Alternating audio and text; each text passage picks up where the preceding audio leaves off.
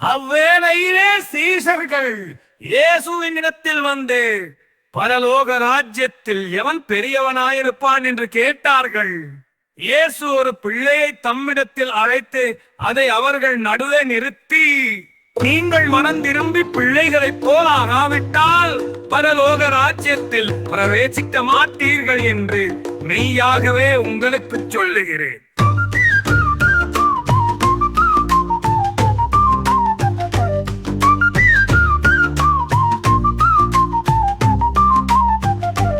ஆகையால் இந்த பிள்ளையை போல தன்னை தாழ்த்துகிறவன் எவனோ அவனே பரலோக ராஜ்யத்தில் பெரியவனாயிருப்பான்.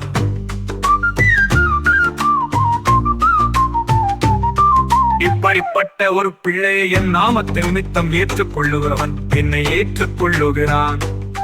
என்னிடத்தில் விசுவாசமாயிருக்கிற இந்த சிறியரில் ஒருவனுக்கு இடரல் உண்டாக்குகிறவன் எவனோ அவனுடைய கழுத்து ஏந்திர கல்லை கட்டி சமுத்திரத்தின் ஆழத்திலே அவனை அமிழ்த்துகிறது அவனுக்கு நலமாயிருக்கும்.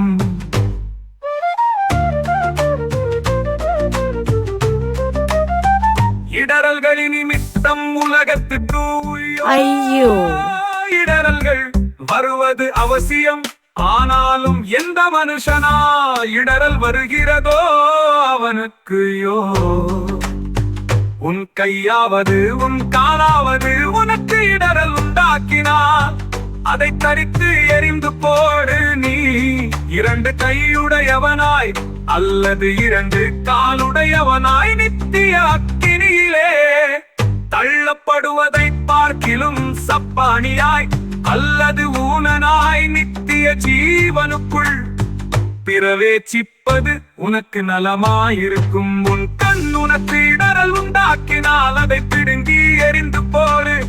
இரண்டு கண்ணுடையவனாய் எரி நரகத்தில் தள்ளப்படுவதை பார்க்கிலும் ஒற்றை கண்ணனாய் ஜீவனுக்குள் பிரவேசிப்பது உனக்கு நலமாயிருக்கும்.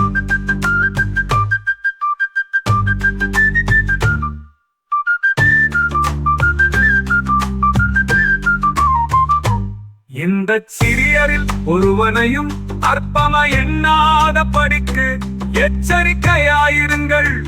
அவர்களுக்குரிய தேவதூதர்கள் பரலோகத்திலே என் பரமபிதாவின் சமூகத்தை எப்போதும் தரிசிக்கிறார்கள் என்று உங்களுக்கு சொல்லுகிறேன்.